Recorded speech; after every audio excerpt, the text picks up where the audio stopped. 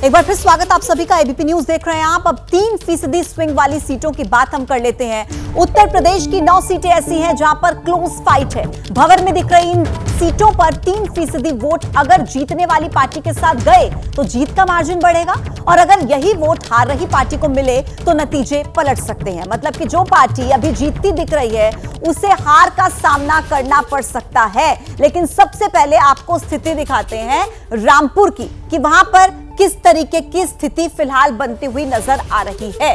और यहां पर देखिए बीजेपी की क्या स्थिति है। घनश्याम लोधी यहां पर पीछे और वर्सेस समाजवादी पार्टी आगे, जिनके जो उम्मीदवार हैं वो मोही बुल्हा नदवी हैं। लेकिन यहां पर यह नतीजा कब हो सकता है, अगर 3% जो स्विंग पर नतीजा बदला तो जो स्थिति है वो यहां पर उलट सकती है। लेकिन फिलहाल इन दोनों के बीच कांटे की टक्कर यहां पर नजर आ रही है। और अब आपको स्थिति दिखाते हैं मुरादाबाद की। मुरादाबाद की स्थिति क्या कहती है, वहां पर स्विंग फैक्टर किस तरीके से काम कर सकता है और किस तरीके की टक्कर है मुरादाबाद में, वहां की स्थिति अब हम आपको दिखाएंगे कि वहां पर एनडीए वर्सेस इंडिया गठबंधन किस तरीके से यहां पर फाइट में नजर आ रहे हैं। देखिए समाजवादी पार्टी की जो प्रत्याशी है रुचि वीरा यहां पर पीछे नजर आ रही हैं, लेकिन जो बीजेपी के प्रत्याशी हैं सर्वेश सिंह वो आगे इस पोल के सर्वे के मुताबिक। लेकिन 1% स्विंग का खेल है और नतीजा बदल सकता है। यानी कि यहां पर भी जो फाइट है वो काफी ज्यादा क्लोज है बीजेपी और समाजवादी पार्टी के बीच। प्रत्याशी हैं रुचि वीरा और सर्वेश सिंह।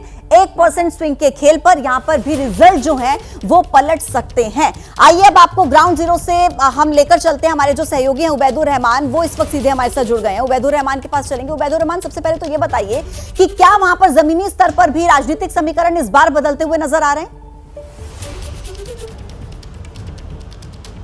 पूजा, इस बार भारतीय जनता पार्टी गठबंधन की कोशिश है कि 2014 को दोहराया जाए, लेकिन जो समाजवादी पार्टी और कांग्रेस का गठबंधन है उनकी कोशिश है कि जिस तरह से 2019 के लोकसभा चुनाव में मुरादाबाद मंडल की 6 की 6 लोकसभा सीट बसपा और सपा ने जीती थी उसको दोहराया जाए। लेकिन इस बार जो दिलचस्प मुकाबला होने जा रहा है वो इसलिए हो रहा है कि जो बहुजन समाज पार्टी के प्रत्याशी हैं उन्होंने बिल्कुल समीकरण बदल दिए हैं। इस बार जो मुस्लिम मतदाता है और दलित मतदाता है वो बहुत तय करेंगे कि वो किस तरफ जाते हैं। क्या किसी को हराने के लिए वोट करेंगे या किसी को जिताने के लिए वोट करेंगे, क्योंकि जो मुकाबला है वो बहुत कांटे का है। चाहे रामपुर की सीट की हम बात करें और जितने बड़े दिग्गज थे वो सब किनारे हो गए इस चुनाव में, चाहे किसी पार्टी के हों। तो पार्टियों ने भी ट्रेंड बदला है। इस बार जो चुनाव में प्रत्याशी उतारे गए हैं, नए चेहरे उतारे गए हैं, ऐसे प्रत्याशियों को, ऐसे दिग्गजों को किनारे लगाया सभी राजनीतिक दलों ने जो इस ताकत में थे कि वो अपने दल बना सकते हैं। चाहे भाजपा में हो, सपा में हो, तो एक ट्रेंड बदल रहा है। पिछले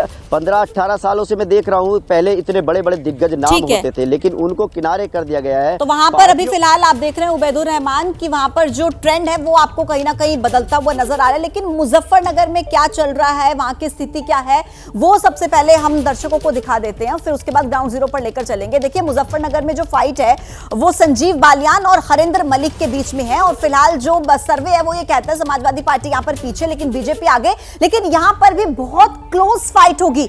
1% स्विंग पर नतीजा बदल जाएगा। सनुज मेरे सहयोगी इस वक्त सीधे जुड़ गए मुजफ्फरनगर से। सनुज, अब जिस तरीके से हम देख रहे हैं कि 1% स्विंग का खेल है और यहां पर नतीजे बदल भी सकते हैं, क्या कहते हैं ग्राउंड जीरो से जब आप लोगों के बीच जाते हैं तो क्या नजर आती हैं परिस्थितियां वहां की? क्या ट्रेंड बदल रहा है?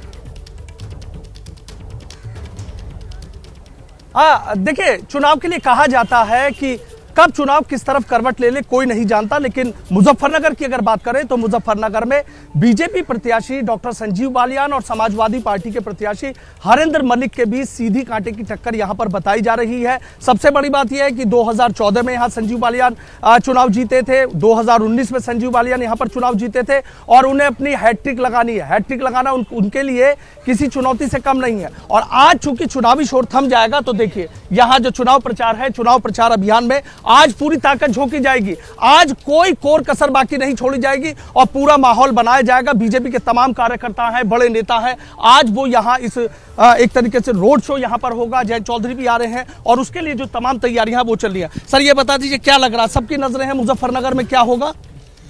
संजीव बालियान की भारी जीत होगी, बहुत ज्यादा वोटों से। अच्छा, हाँ। मुकाबला का हरेंद्र मलिक से ही है? हाँ, हरेंद्र मलिक से मुकाबला है। मोदी के काम को, मोदी जी के, योगी जी के काम को और संजीव बालियान के व्यवहार को वोट मिलेगा यहाँ पे। अच्छा। बिल्कुल काम तो किया है उन्होंने, बिल्कुल बहुत काम किया है। आप क्या लग रहा है? लोग देखते रह जाएंगे इस जीत को, लोग देखते रह जाएंगे, हवा में उड़ जाएंगे। ये हवा में हैं, इनको पता चल जाएगा आने वाले 4 जून को हवा में चले जाएंगे। बालियान साहब की एक तरफा जीत है, इनके काम को, इनके व्यवहार को। ये तो नेता हैं, गोड्डी ढाके चुनाव लड़ना जाने। ठीक है सनुज, तो जीत के बड़े बड़े दावे किए जा रहे हैं। आपका बहुत धन्यवाद अपडेट्स पहुंचाने के लिए हम तक।